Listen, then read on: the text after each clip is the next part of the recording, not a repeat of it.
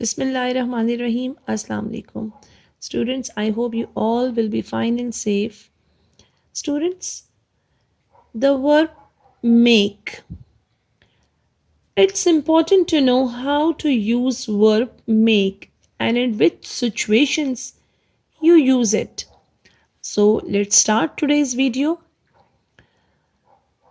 Today we are discussing the verb make. Okay. For example, he made a trip to London. So students, in this sentence made, I have used the verb made and this is the second form of the verb. Okay. Make is the first form and made is the second form. He made a trip to London.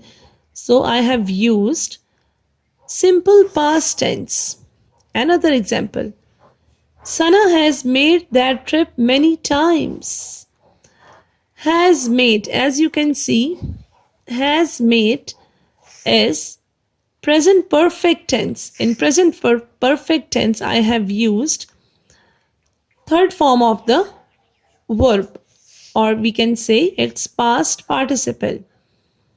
Another example. Asif didn't make the trip last week. As you can see, didn't, did not is used with first form of the verb make. Okay. Another example. Ashel won't make the trip next week. Won't, will not. Okay. So I have used first form here.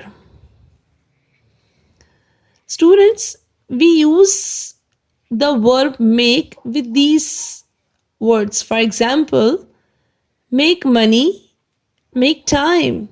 We use make for things. We use make for problems, sounds, and friends. Okay. Students, we use make to create things. Okay. We use the word make. For example, she likes to make music. Okay. Another example, they are making a movie.